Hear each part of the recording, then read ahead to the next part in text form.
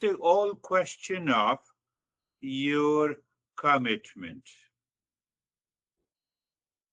So, do you love your intellect? You choose that mantra intellectually, not, yes, not living in it. That will cause the problem. So, why we are not living in the mantra? Because of the habitual, impulsive mind. So, peace and happiness, it's a reminder, are our nature when you are practicing the Mangala Charan. You never let the dust hide your shine. That is the meaning of the another perspective of the Mangala Charan mantra. There are 3,000 texts, and every text gives you a different explanation of the this mantra. So you can open the eyes and just allow the intellect to contemplate. Why cling to the incidents of heart, anxiety? Why not peace within us? Why do we cling to the stories of the heart repeated by the mind? Because we repeat emotions and memories years after year without giving ourselves permission to heal. Why I'm not giving a permission? Because I'm repeating the same thing. So unripe ego also has a repetition. The mind gets caught in ignorance. So now you have understood mind is here, the intellect is here. So I have not to go choose the mind. Default mind repeats the past, causes either the regret or worries or hatred. So whenever we have a sense of anxiety, of hurt and hatred and reaction and duality, it is my mind. I can change it immediately by the discerning intellect, provided I have repeated consciously, I have understood the meaning, then discerning intellect can get rid of it. No, it is not happening. No, let it happen. You continue to do it. It will definitely happen. But if you are repeating only habitually and mechanically, it will not happen at all. It will not happen at all. Why? Knowledge we get at the intellectual level. What we talk about? The discerning intellect. We have to turn this knowledge into a lived wisdom. And to turn this knowledge into a lived wisdom, we need a knowledge, means understanding, and the practice. When you are doing it, when you are saying, may there be happiness for all, you see, let the intellect perceive the happiness everywhere. So when it perceives the happiness everywhere, then you convert this knowledge into a lived wisdom. But if you are simply repeating it mechanically and habitually, then obviously you will return with a complaint that it is not happening. Understand again, default mind, habit, and ego drive automatic reactions rooted in anxiety, fear, reaction. But discerning intellect seeing the truth and responding wisely. May there be happiness for all. And say, for example, that I look at a one person with whom I have a reaction, I'm imposing. I am pushing the mind beyond. No, let there be happiness here with this guy also. Then only the cognitive change takes place. That is what is known as the knowledge should convert into a lived wisdom. That is why Master says, once you are a seeker, you are always a seeker. Live your life as a seeker. So if you don't live your life as a seeker, then you are living your life with unripe ego. Then motivation from the mind is going to cause the problem.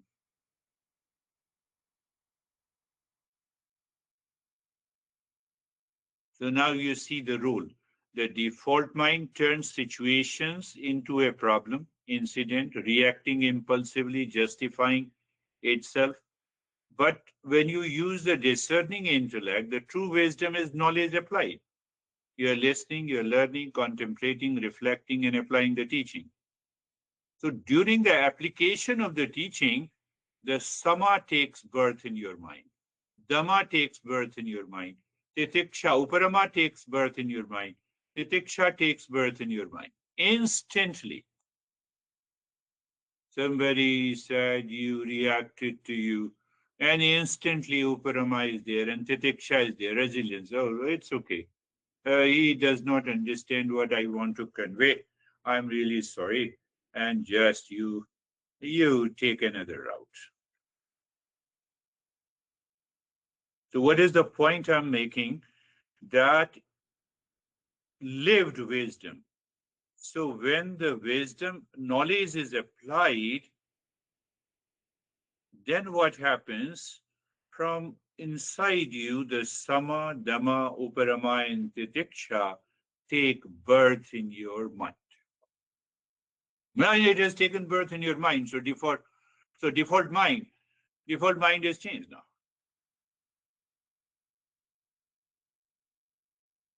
Do you see that how our masters have explained so beautifully at a very subtler level? You can understand that how at the subtler level they have understood the mind and the intellect and the unripe ego and the ego to bring about a transformation in our life. Ultimate goal is the awakening and realization of the self. Huh? Uh, Ultimate goal is that. But you see, I just want to give you some. That is why I talked about it. That sama, dhamma, uparama, titiksha takes birth. Even if you have not understood, even if you have not learned the Eastern wisdom, they take the birth. Provided instead of default mind, you are using the discerning intellect. Discerning intellect comes with listening and learning, contemplation, reflection, practice, and experience. So you cultivate resilience. You are honoring intellect in a chaotic world. World is, if the world you take it as a chaotic chaos, we are living in an age of anxiety. So if I am in anxiety, I have to also be considerate. The others are also living in anxiety. So there comes samadhama uparama titiksha. So now I have a strong shield. So if I honor the intellect, I can I can start living a different kind of the life. Think of your mind as a ship navigating a stormy sea.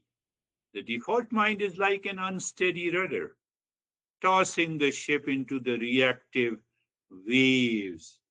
That is what the world outside is. Not what to talk of the world outside. You have even in your family members. They are also living in the same age of anxiety. They also have the same problem. So your journey starts of self-discovery from home.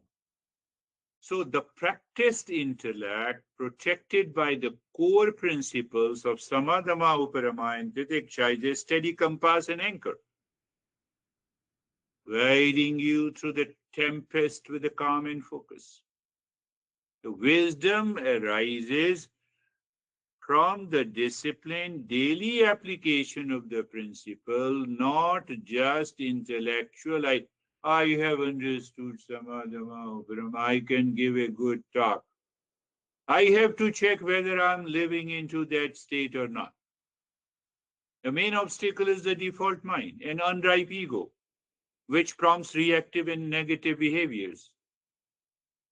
You wake up in the morning, you had a 6 and 7 hours of the sleep, but the moment you are awake, your mind goes to the past. That is the right time to use the mantra. I believe you all have been doing the practice. If you are not doing it, please start. So there comes the principle like sama, dhamma, uparama, and titiksha, protect and strengthen the intellect. First, I have to strengthen the intellect by the repeat practice, and that intellect will descend the knowledge in the intellect from the head to the heart, and from the heart to the hands. Hands means, I think, speak, and act out of samadama and uparama. So three H: head, heart, hands. Hands means, practical application. I'm not living in the chaotic world. I am still in the peace and happiness. With the samadama, uparama, that is possible.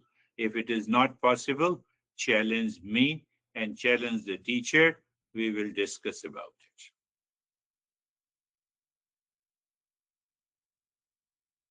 it. We will discuss about it.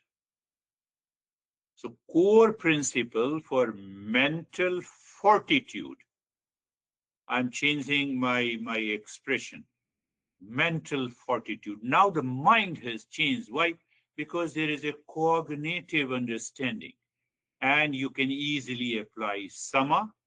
We discussed active peace. Dhamma, active peace outside. Active peace inside, active peace outside. Uparama, resting in the higher truth. Your mind is aware of the permanent peace and happiness or the real self.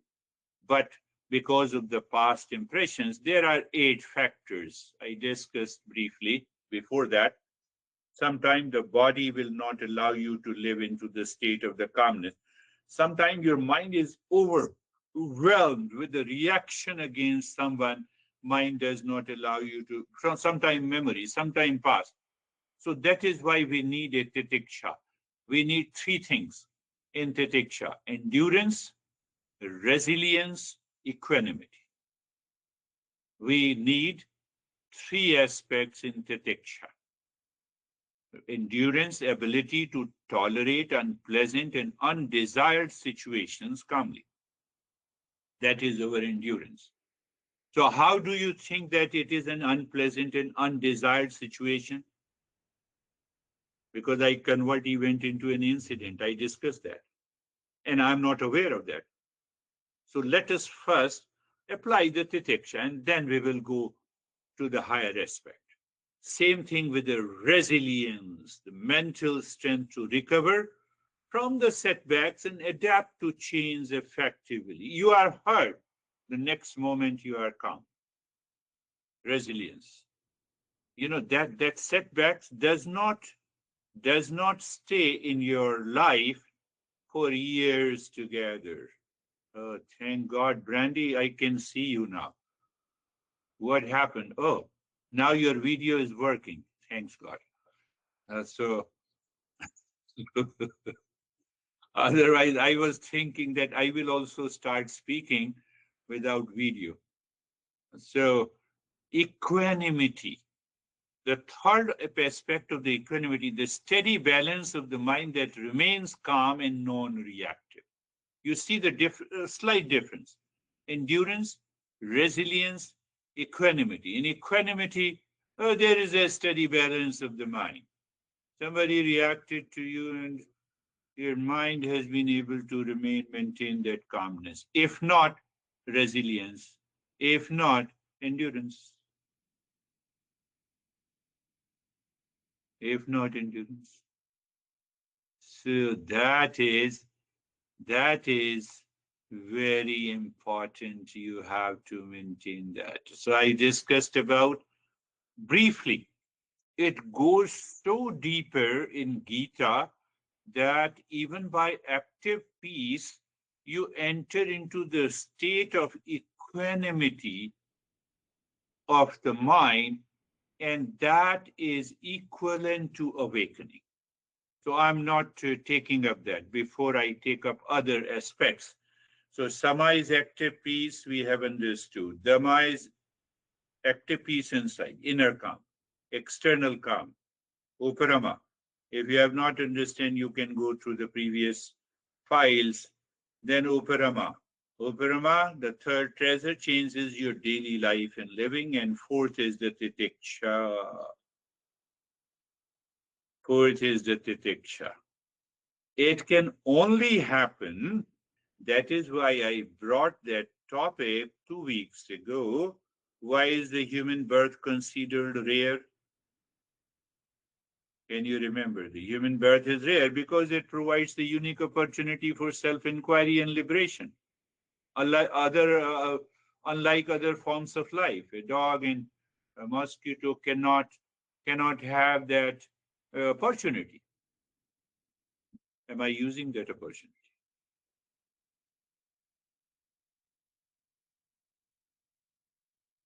So if you question, am I using this opportunity, your default mind stops reacting.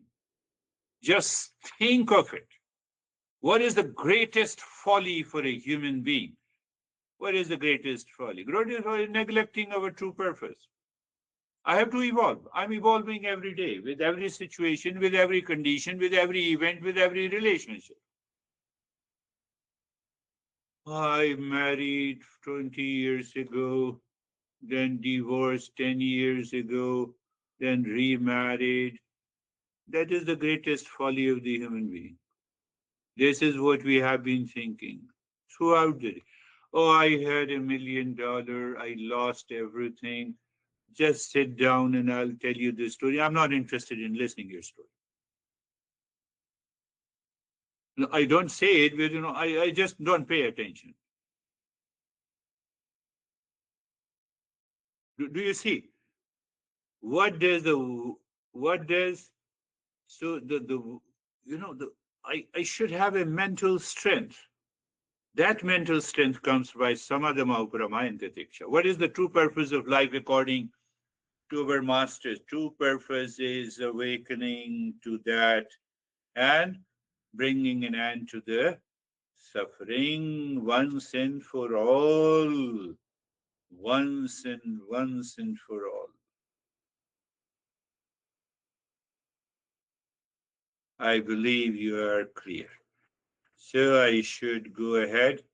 Still, what happens? Recognize the rarity. Rare. I am a human being. It's a rare birth. I access. So you assess your priorities of your life. You assess priorities of the life. Peace is more important. Money is more important. If you are in extreme stress and you earn more money, that money will also be lost. I can bet you. And it had happened. You might have experienced in your life. What to do? Cultivate discernment and dispassion. You see, I'm just connecting all the dots. That is how you have to think. Cultivate. I told you this guy. He said, "No, I have reached to that state. Now it is done. I am not interested in attending your session." So after 4 weeks, the person requested me again. So let me have again a private lesson. It is still the journey is too far. When I told him, he did not agree. But when he recognized one thing is very good. He is a seeker. That is why he recognized. He returned again to me or to somebody else. So that is because of that he understood the importance of this journey. And then journey means that you seek guidance. You understand these principles from a teacher who teaches you through the text. Why? What teaches? Self-inquiry. You stay committed. And when you stay committed, ultimately you find the change and transformation in your life. Transformation. I would say since the age of 19, now it is 67. I'm still into the same journey.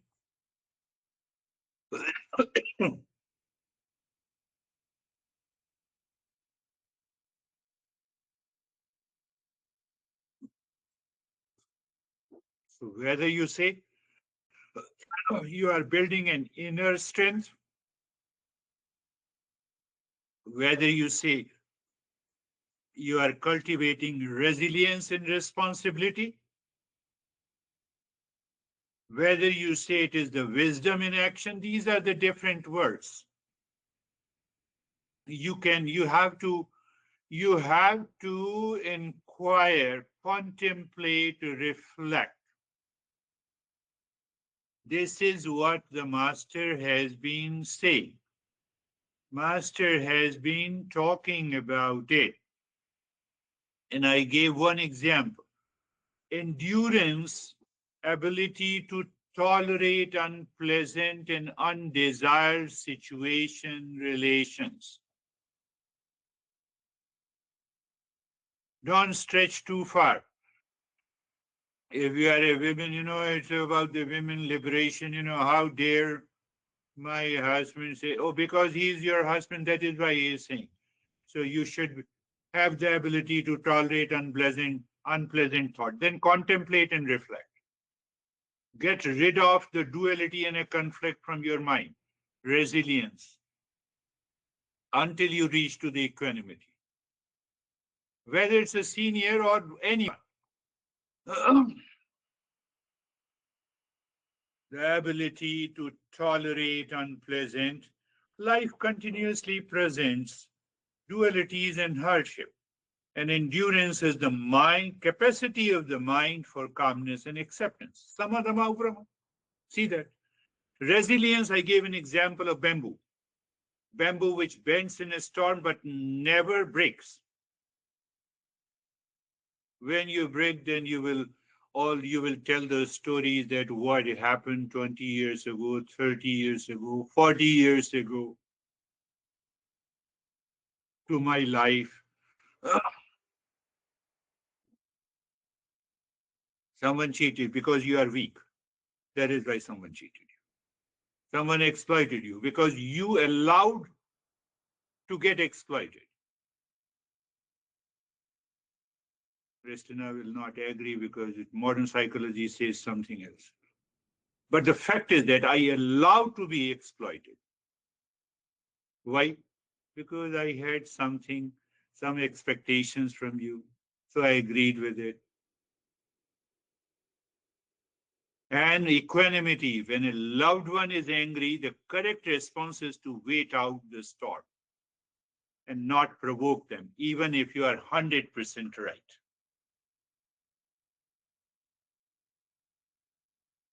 Then only we can settle into sama, dhamma, uparama, and titiksha.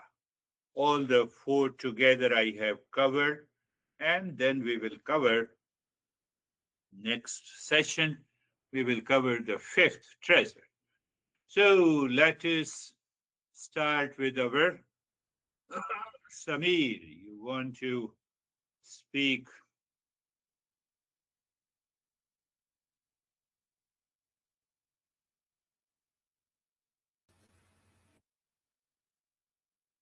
Sir, I've been noticing one thing that you told one thing, priority word you used.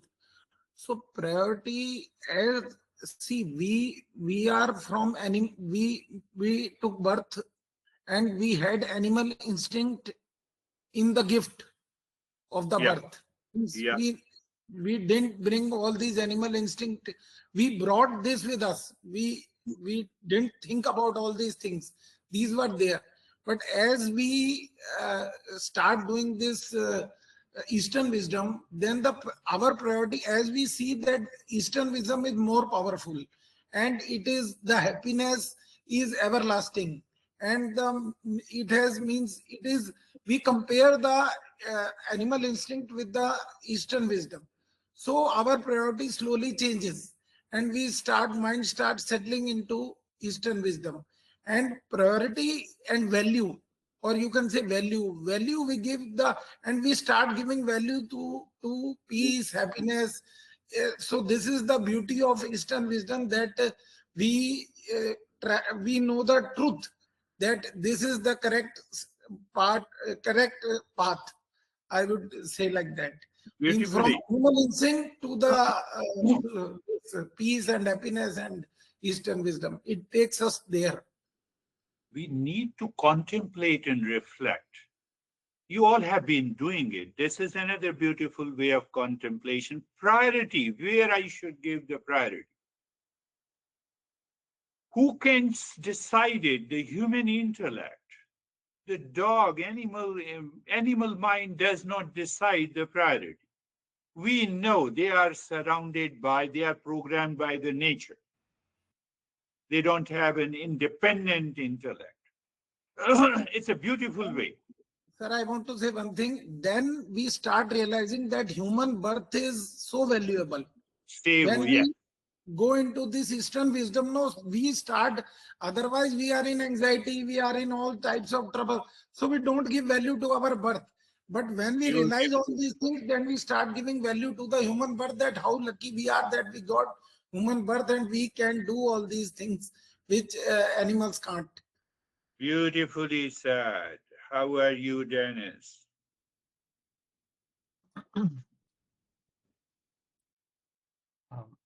Some thoughts on repetition that you mentioned in the beginning, that is a great tool that changes the mind. And we have a choice what to repeat. If we are unconscious, if we don't use our intellect, then the thoughts of anxiety, reaction, fear repeat themselves automatically, and they multiply, and the mind further changes towards more anxiety, more reactions, more fear. And then it hides these inner treasures and doesn't allow them to manifest. But if we follow our discerning intellect, and if we're able to discern that repeating default thoughts unconsciously is harmful and only leads to suffering, then we can use repetition in our favor. We can repeat Mangalacharan, we can repeat our practice, we can repeatedly superimpose wisdom over the default mind and default thoughts. And here is the link with the titiksha, because the default mind will always ask how many times I have to repeat my practice and how many times I have to chant Mangalacharan. And we have to tolerate these questions from the default mind using titiksha, because intellect knows that I have to repeat as many times as needed until the mind changes and until I am awakened. Beautifully. The last point is very beautiful. The default mind, which is so habitual, instinctive, repetitive, brings in anxiety and chaos. That mind is asking how many times I have to do the practice. And to get rid of, no, I have to do it until I live in sama, dhamma, uparama, and diksha. And even after that, I will continue. So who says this? This is your intellect says. Now, whether the intellect has a power to take over the mind or not, that depends on you and your practice and your understanding. That is why the master explains differently. Beautifully said. Yes, David and Jerry. Thank you. I feel this extreme gratitude, Girish, not just to you, but to this whole Eastern Wisdom family on this call and others, just because the knowledge, not only that you share with us, that you share with others on this call, that they share with us, is just phenomenal. And, Dennis and Samid, your comments just really resonate. The interesting, Drew was reading an article the other day about, I think it was like the last 150 years, society has not had their elders around them like they used to in previous years. So we've lost that transition of knowledge. And I think that, when you look at it very logically, this is Eastern wisdom that was developed however many thousands of years ago and has evolved. And it's been lost in society, and we've lost it. And so this is a major reprogramming to get back to where our, I can't think of the word, but our core being needs to be. So I look at it like that, and it's just phenomenal, the tools that come with this. I mean, we've been talking six treasures for a while right now, and every time we talk about it, there's some new nugget that comes out of it for me. So that's my experience. Thank you. Beautifully said. You picked up one point, gratitude. So when the intellect thinks and reflects on the gratitude, it moves faster and changes the default mind. That is how the Eastern wisdom explains. When I'm filled with what exactly is the gratitude? Am I able to speak without my larynx in the tongue and the throat and the breath, air that I'm breathing in? No. Did I arrange and put them into order? No. This is a gratitude. I see you. This is also a gratitude. I have the eyes given by the existence. This is gratitude. I'm able to say and speak and communicate. That is also a gratitude. Thanks God, existence allowed me to live today and give a lesson. That is also a gratitude. And I feel that sense of gratitude all the time. Sama Dhamma Uparamanta Diksha, just a play. You will play with them if we live with that sense of gratitude. And then we need not to think of unripe ego and etc. It's already gone. You're right. Beautifully said. Yes, Jerry. Thank you, sir. I've like everything that everyone said. And also I just find that this whole journey allows us, with the gratitude and the discernment, to end up at a place where everything truly is an opportunity. A friend asked me maybe a year ago, how did you forgive this person? And I said, well, I actually, and it kind of made, I just stepped back a little bit and I said, well, I don't think I ever really thought about forgiving. I was looking at myself and the opportunity for me to grow. And that's what helped me and this whole journey, because it's really when something becomes an incident in our lives, we really do look to blame or put the onus somewhere else. And we always have a part in it. Not that we deserve the incident. It's not like that, not to be a martyr or anything like that, but to actually look at where we played a role in that incident. Beautifully said. One point that you see that I will talk about that in greater detail. How did you forgive others? You look at yourself. Are you in peace, in the joy? Itself is a forgiveness. I don't have anything to deal with you. I don't need to react. I don't need to say anything against you. So that itself is an attitude of forgiveness. We do it intellectually. I have forgiven you. Who the hell you are to forgive anyone? So just think in that way.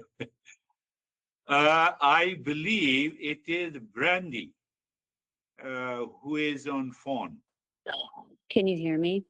Yes, I can hear you. We all Okay, can great. hear. Great. Okay, good. I apologize for dipping in and out. The place where I am is having internet issues. I don't know. I think for me today, as much as I could hear of the lesson, but also connecting to other lessons and what people have said, it's really about the repetition and the vigilance of waking up every day and the first thing saying to the mind, listen up, right? Like, this is how it's going to go. This is where my focus is going to be.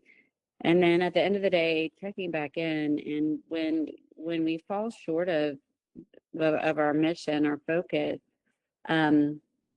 the onus is on us. It's not on other people and situations and what happens. And sometimes for the unripe ego and the default mind, that's a tough pill to swallow. Like, oh, okay, well, I had a big part in this not going the way I planned because I didn't I didn't stick to my plan today. So it's a daily beginning and end, daily commitment. Ah, beautiful. So you are saying that you are doing it daily. Repeat. Repeat here means, again, I'm saying knowledge and practice. So knowledge lives in the intellect. And the intellect means that you understand it. How you understand it? By contemplation and reflection, followed by the practice. And then, so when to repeat? When you are in peace, repeat it. When to repeat? When you are in anxiety, repeat it. When you are you reacted, now you repeat it. After reaction, we become aware. I reacted. Repeat it. Yes, Christina, what you have to say? Thank you. I have a wondering if, as we evolve or maybe push to evolve, if more unfavorable situations arise for us to be able to come back to the appreciation of our human birth and those qualities that we lose. Yeah, yeah. One is angry and reacting over you, and you instantly remind, oh, I have a human birth, so I have a choice. If the guy is reacting, I also have a choice to react, but I have also a choice to respond. That is the human birth. That is the rare human birth. Yes, yes. But question is, if you remember, then only it will happen. But how do you remember? If you do practice samadhamau brahmantadik. So you have to link it. You have to think in your mind how to link it. How should I remember? Otherwise, normally people don't remember. When it comes to near and dear ones, we don't remember. When it comes to the strangers, the boss, or the boss will fire me. So how are you, sir? We are very soft. So we have to understand that. Yes, Vaibhav. Thank you, sir. So today's lesson, it expands the scope of Tiksha in my head. In when we are suffering, there are different kinds of suffering that we face, like something which is coming from outside, what is happening, which we have no control, or sometimes it's happening in from the body, where the limitation of the body, or there's a pain in the body which is happening, and we are suffering from that, or it is emotional or mental, like some situation which is keep on running out of memory or something which is in my head, and only enduring always will keep a fight in the head. Like there are times when we apply equanimity, sometimes we apply endurance, and sometimes we apply resilience. Ki, though we have failed, we come back, and it keeps the mind at rest. That in any situation we are not fighting with our own mind, but we are keeping the mind at rest and then solving the problem. So that was I Beautifully, understood that.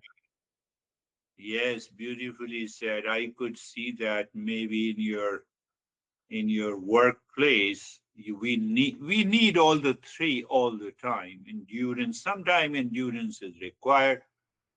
Sometimes, depending on the state of the mind, resilience is required, and sometimes the equanimity takes birth. You are not at all impacted. The child says, you buy a toy plane for a child, and the child says, Dad, just hold on. Plane has crashed. Equanimity, you don't take it as, oh, yes, yes, yes. You also play with it. It's equanimity. Huh? But endurance, sometimes you fell down. I need to tolerate now. Not only others also criticize me, I have to tolerate. So we have to constant, consistent contemplation, reflection helps you to reveal these knowledge and wisdom can be applied easily. Let us close your eyes. We will be doing the practice, the stage one. Stage one has 3 steps: place, position, and posture. Now I believe that, just by saying place, position, and posture, you enter into that state of awareness through an intellect to the body. Same thing with being comfortable. Your mind, intellect says, oh, that is the instruction. Move the mind from the top of the head to the toes on the skin and enter into an experience of sensation, comfort, and steadiness. Finished. And then being carefree, because your mind is looking inside, and then it can easily be aware of observer and observed. You see the point here. What I want to convey in today's practice, I see you. I don't have even the name in my head in alphabets, but still I know you. You see, it's a non-verbal cognition. I believe you are understanding what I'm saying. Non-verbal experience. Can I have a non-verbal experience of place, position, and posture? Can I have a non-verbal experience of sensation, comfort, and steadiness? It is being comfortable. And then observer and observed. And then servation. In that are the precious moments of your mind, where the mind is withdrawn inside. It wants to settle. So we settle with Sarvesham Swastir Bhavatu. Sarvesham Shantir Bhavatu. Sarvesham Purnam Bhavatu. You because your mind is clear, so there's an upsurge of positive emotion. Sarvesham Mangalam Bhavatu. Is that a point of absorption? Yes, one point of self-absorption is your emotion.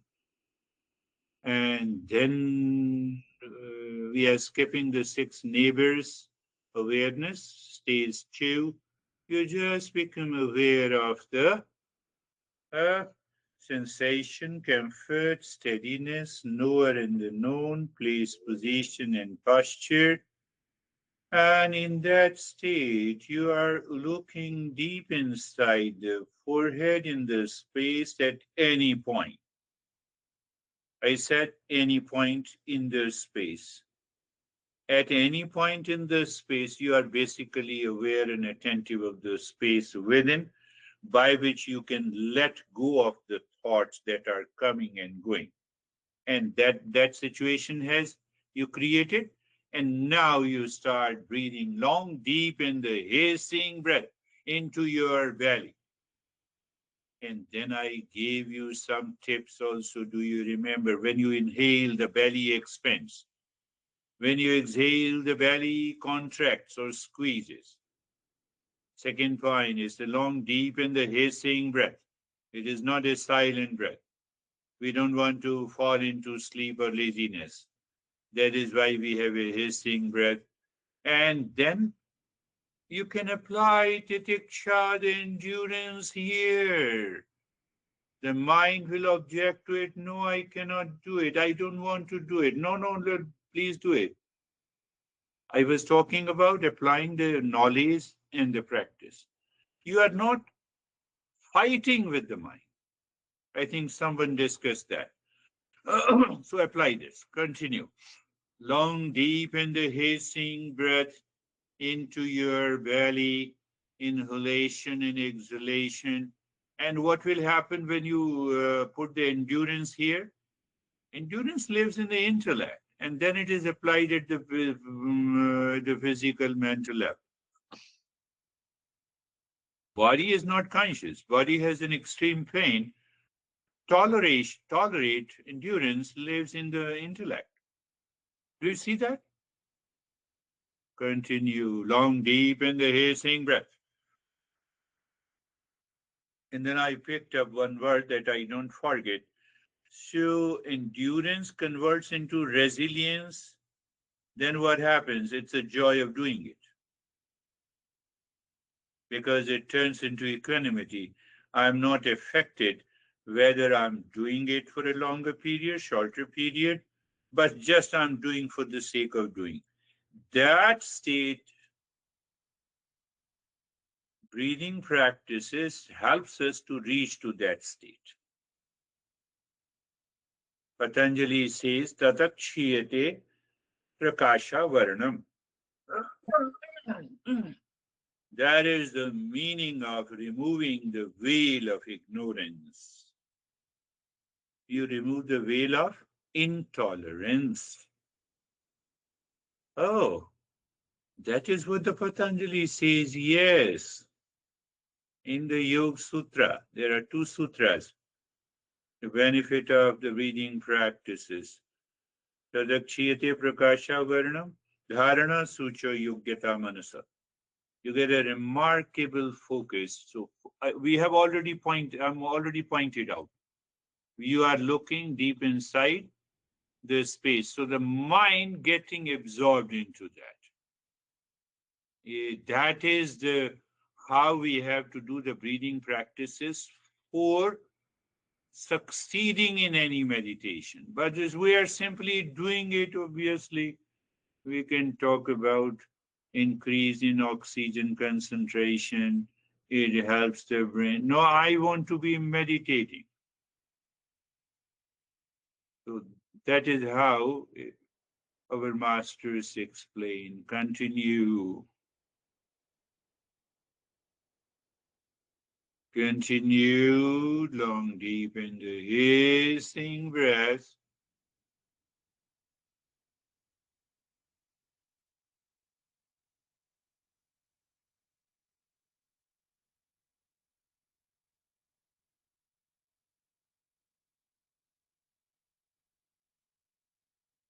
And now allow the breath to return to normal. And when you say it is the flow of the breath, check if the flow of the breath is equal or not. Both doesn't make any because you are already have done the practice before. So you're just looking at the breath, the flow of the breath, the feeling, the sensation. Until this point, stays still. But the moment you start dropping Om Shanti on the breath, going in and out, you transition to the stage 3. So in the stage 2, you can extend it by yourself. When you are doing on your own, you can wait until you see that both the flow of the breath becomes equal. We are not doing that. We will be doing that. So now the dynamic, you are the dynamic state, dynamic breath is dynamic. Obviously, it is a movement. So on the moving breath, you are dropping Om Shanti in and out.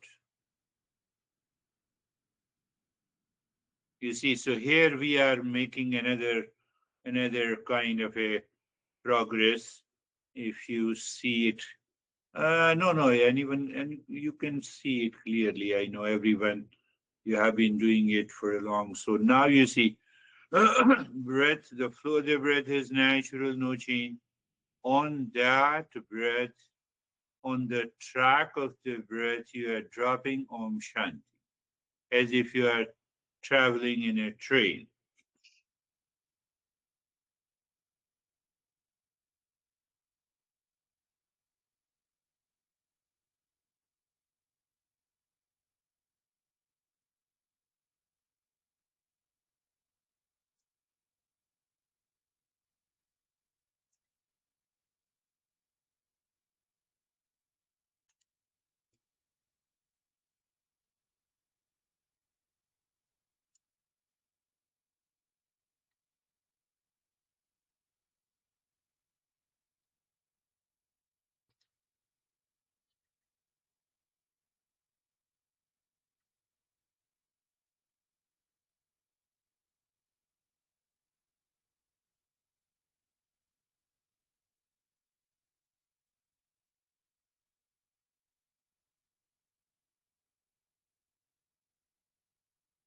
And now drop Om Shanti on the 16 segments of the fingers. Some of you will find dropping Om Shanti on the breath is easier than dropping Om Shanti on 16 segments of fingers. These segments are static. And sometimes people find it. So we will explore that deeply, step by step in our following sessions.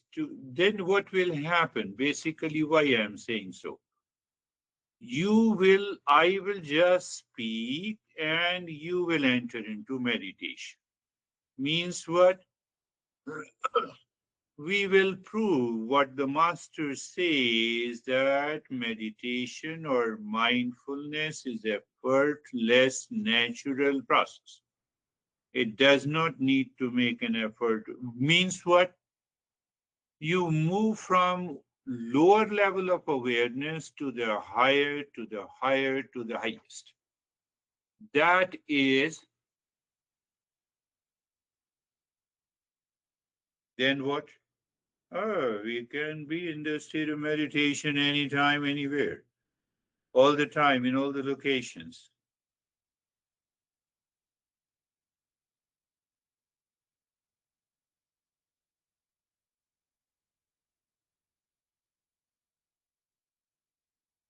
I believe you might have noticed the way I use the mantra Om Shanti. And now move the mind. We are still in stage 3. Move the mind inside the heart. Visualize the triangle of any color and start dropping Om Shanti on the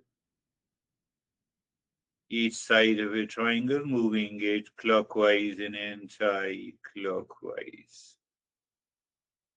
You see that is the third third way of dropping the Om Shanti.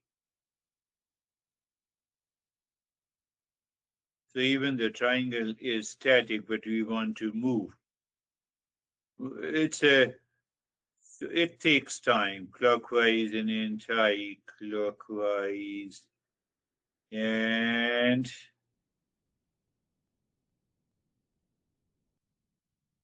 so here I said, sync. So when you find the sync, that is what I always repeat. I will qualify that with a deeper state. So the moment it syncs smooth, you start singing. We are transitioning into the stage 4, singing mentally, pushing the mind deep inside the core of cave of your heart. And there you check. Mind seems to stop. Everything seems to stand still.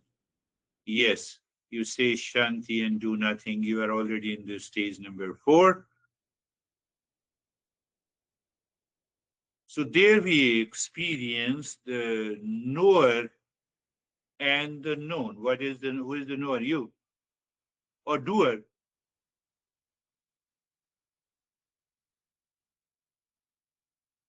Doer is absorbed into what it is doing, self-absorption. Patanjali again talks about that kind of meditation.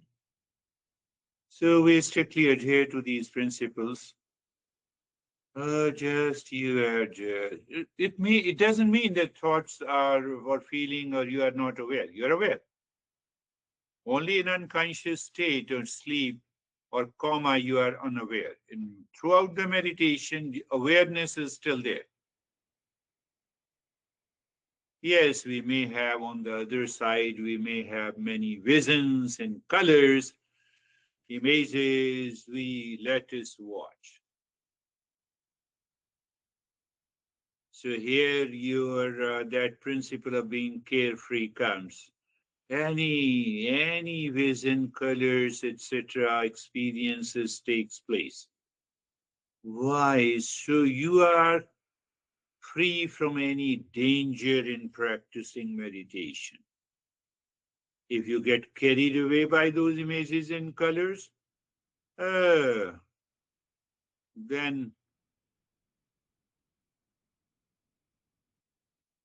we have a lot of challenges to have.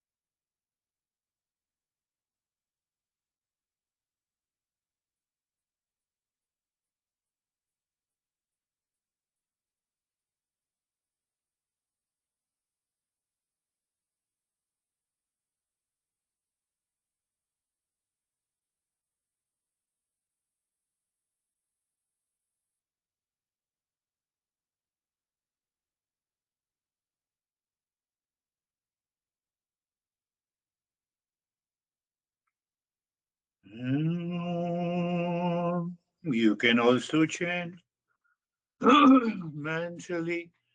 Om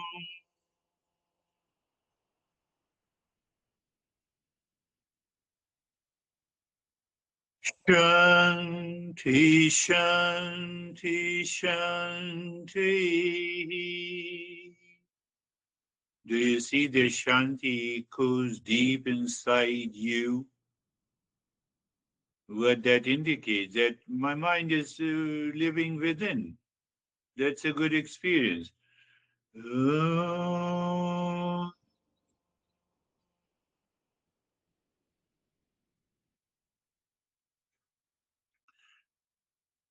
Shanti, Shanti, Shanti.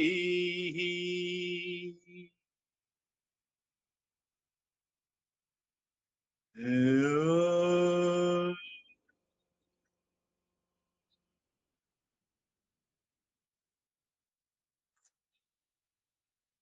Shanti, Shanti, Shanti.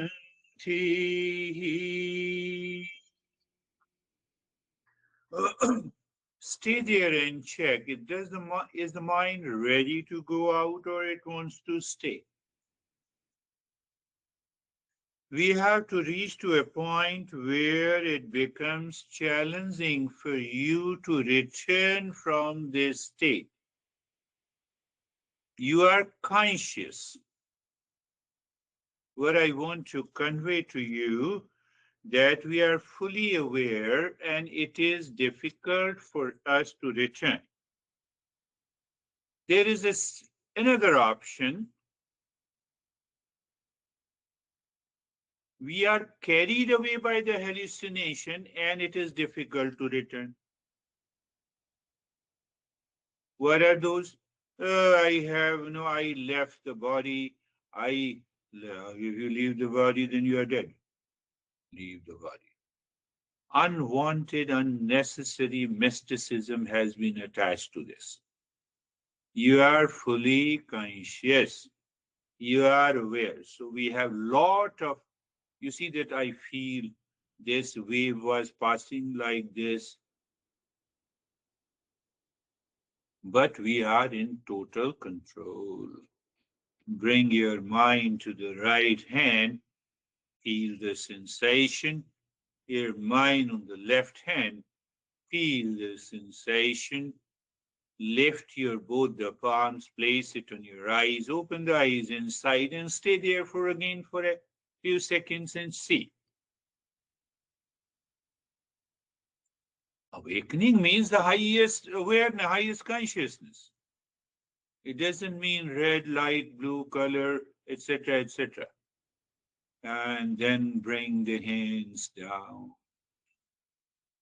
Christina, how are you?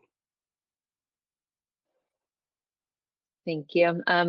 I felt like I was experiencing sort of this full embodiment of the real self, complete Beautiful. separation. Beautiful. How are you, Samir? Sir, very good meditation means very peaceful, and I was totally listening to no sleep. Beautiful. Total darkness was there.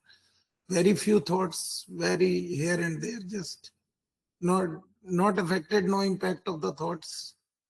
Beautiful. Good. How are you, David and Jerry? Thank you.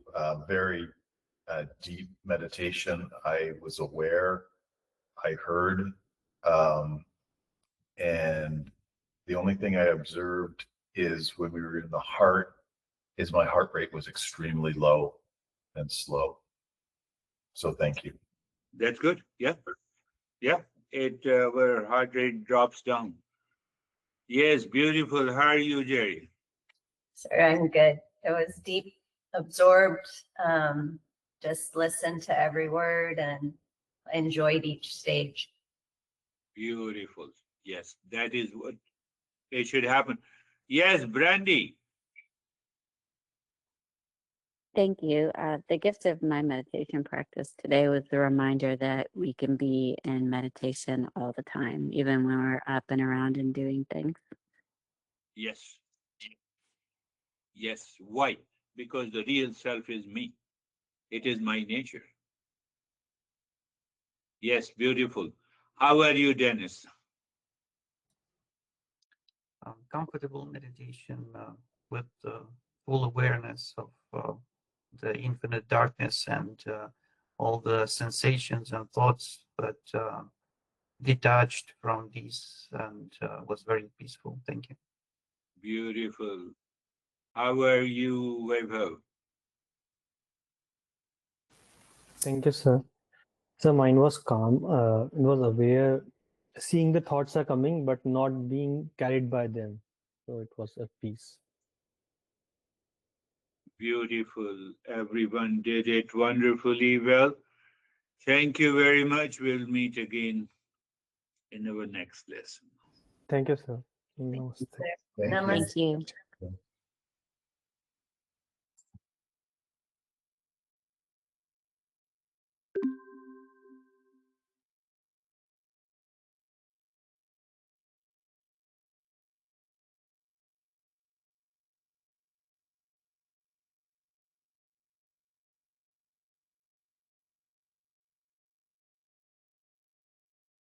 Very